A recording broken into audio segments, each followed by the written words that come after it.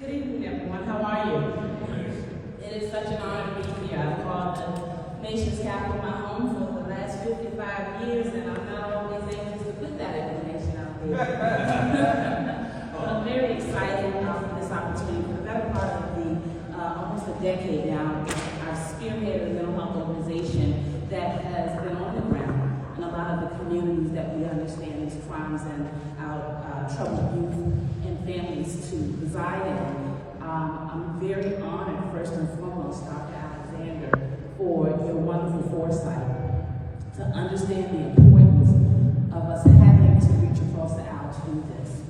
As a mental health advocate, providing case management, programming, and empathy, a lot of times what we understand is that if there is a disconnect with governance and what families are dealing with, we will see a lot play out as we have in the news media.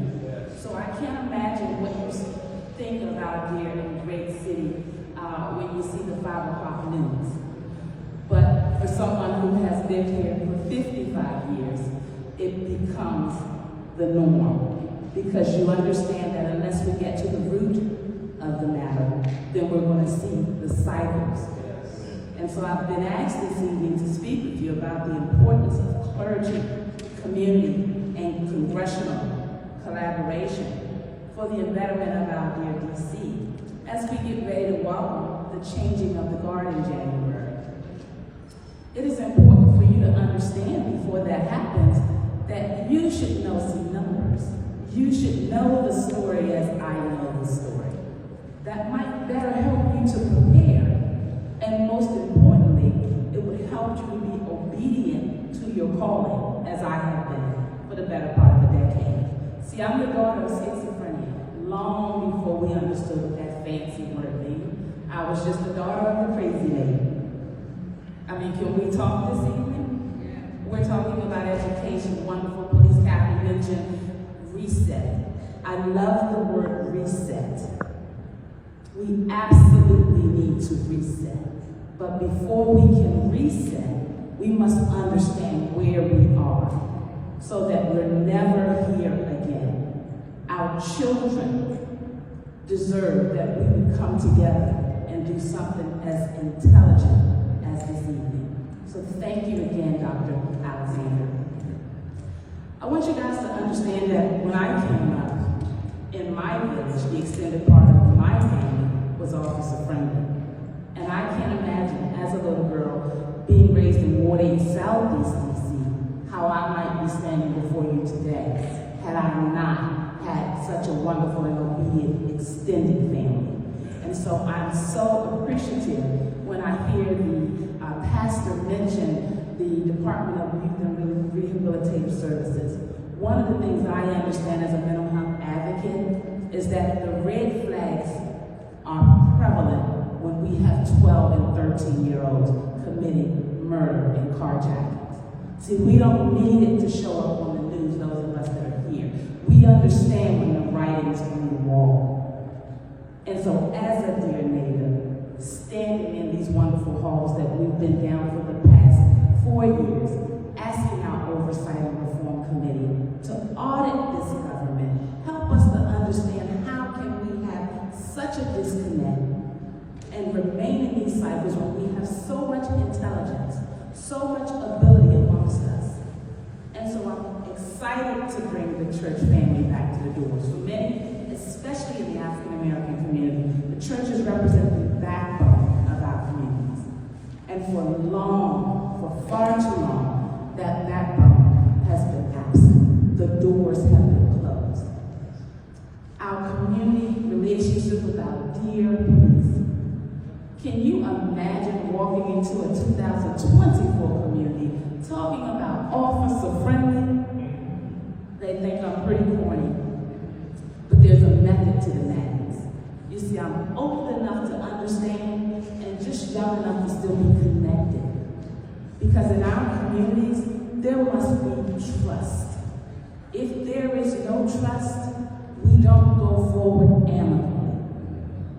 And so I'm wonderfully proud that God has called me to serve. I understand the mission. I have the assignment. And so with that, before I leave you this evening, I want to share with you that in the nation's capital, we heard the word gentrification come up, and let me say, as a former real estate broker, gentrification on the surface is not so scary. You know, it shouldn't be, because in order to move forward, we must have growth and progress and thriving schools and education for all. There must be an equity that is preserved.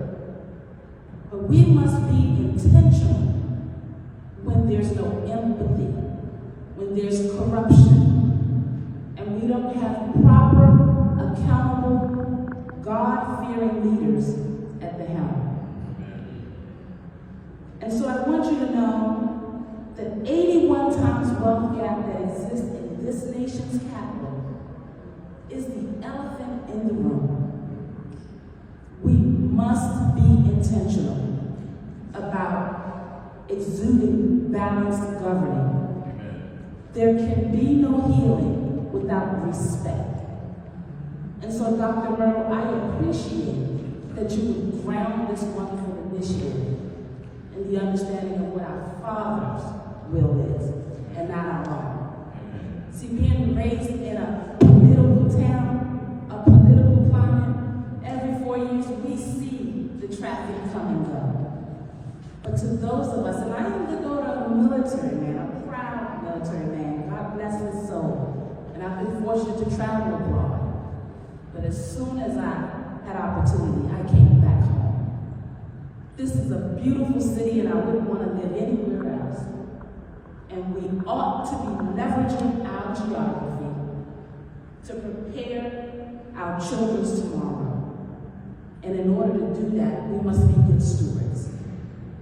And so again, I applaud you all for taking the time to be here this evening. The 81 times wealth gap has the Caucasian family out-earning the black families. And so oftentimes what we see when we don't have balanced governing is that one side of our city is thriving while the other is surviving.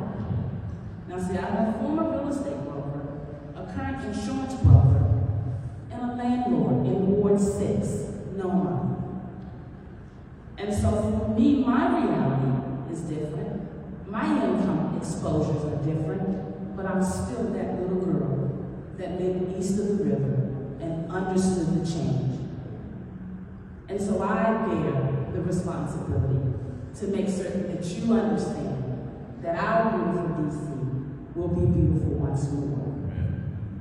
See, God called me to come forward, because had I not, how on earth would we get our unhealthy families and our troubled youth to understand something so stigmatized as the words mental health? And it is not just in the black communities, nationally. We struggle globally. We struggle with those two words, mental health.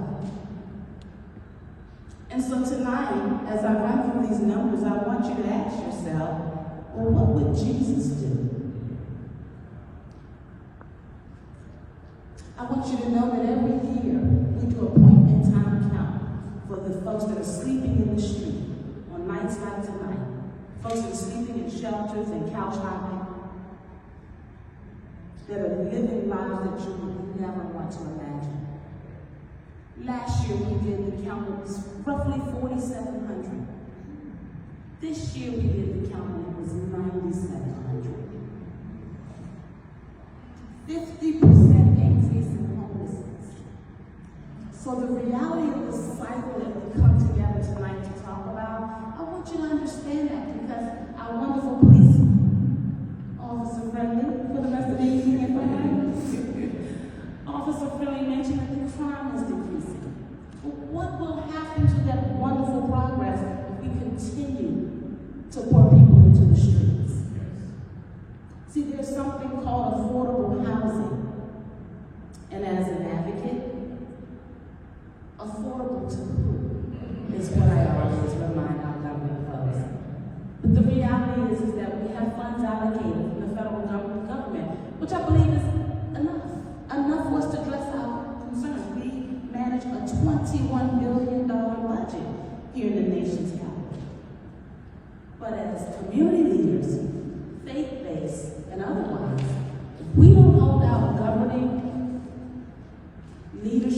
accountable, then they would allow you to believe that we are just a mess. Things are just awful. And that is why it's important that we spend this time together and that we continue to do so. God is working. And so I want you to know that the housing voucher list for affordable housing in 2022 showed numbers of 40,000. In 2023,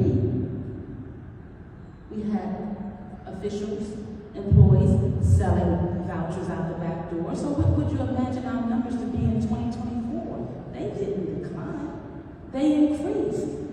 So now 570 more families on top of the 40,000. Did I mention that that list has been in existence for a decade? I'm sorry, over a decade.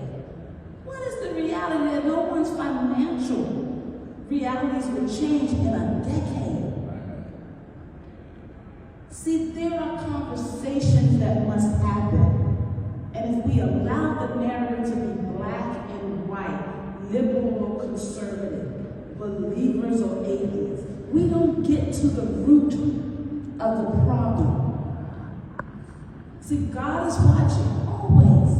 How else will he bring up a little girl born in Southeast DC, daughter of schizophrenia, mother with visible voices, 2 decades in an institution, while I spent my childhood wondering when I would get it? Because see, that is the importance of education. That is the importance of open church doors. That is the importance of officer friendly. There must be hugs along the way. There must be a feeling of nurturing and love from the community. Because oftentimes there are root cause problems in the household. So I don't want to keep it, I know my time is short, but I want you to know that there is a 98% potent fentanyl on the streets of Washington, D.C. So of course we would have a drug addiction problem. Of course we would have folks that are not getting the proper mental health care that they need. And of course we would have an exasperated police force trying to address this.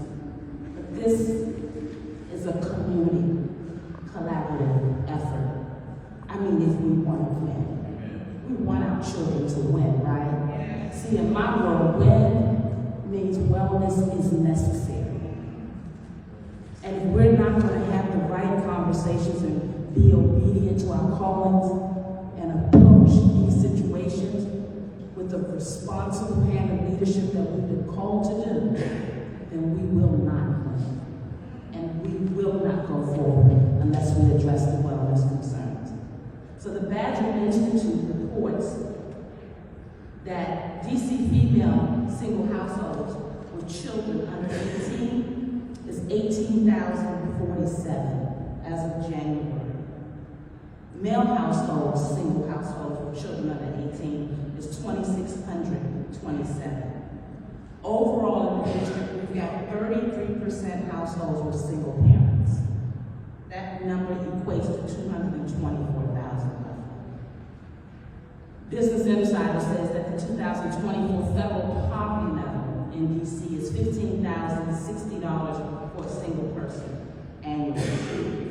Family of two, $20,440. Family of four, $31,200. Approximately 14% of DC's population lives below the poverty line. 14% with roughly 680,000 citizens tells me that I've got 95,000 individuals and families collectively living below the poverty line. Is it starting to sink in how we lose our 12 and 13-year-olds and why it takes a community effort? I hope so. If I do this right, it'll make sense when I walk away. Black households in the nation's capital represent 21.3% of the poverty rate. That would mean 144,840 families in the district of African American descent are living with poverty. 44.3% of DC's population is actually black.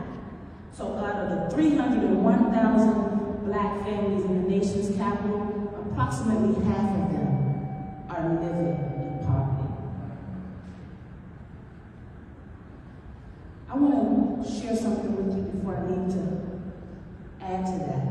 I want you to know that wellness is necessary, is important for you to understand both in law enforcement, community leadership, and otherwise. 50% of all lifetime mental illness begins by the age of 14. 75% begins by the age of 24. CDC tells us that the suicide rates are going up again, and we're out of the pandemic. It says that the males make up 50% of the population, but nearly 80% of the suicide rates. People 85 and older had the highest rate of suicide in 2022. Firearms were the most common method used in suicides. More than 50% used in 2022 alone. So I want you to know that the most dramatic increases among our minority kids in suicide left us with the second leading cause of suicide happening between ages of 10 and 14 and 25 and 34. And three concerns were at the top of the list when we talk about the causes. Social media, political polarization, systemic racism. So I've been asked to speak to you today, and I appreciate your time, about the importance of clergy, community, and congressional collaboration. I would hope that I've given you enough to understand why it is important that now is the time. And so we welcome the changing of the guard. I represent the natives, so to speak. Hear, let's go. We've got some children and some lives to save. Amen. But I need you to understand the next time you see that headline, I need you to understand that most of our children are being raised by unhealthy adults. Yes. And if we're going to do something about the children, then we must do something about the adults. Yes. And that is why it's time to come together. Yes. So I could talk a lot more, but I won't. I see my cue. I want you to know that love is an action. Hugs are not readily available across the district. It's okay to be a little corny, because in my corny, we stopped violence in the community for an entire year, and we were dodging bullets when we got there. So I need you to help me, help citizens and family and children, especially of the district, to win. And the way you do that is you remember that wellness is necessary. God bless you all.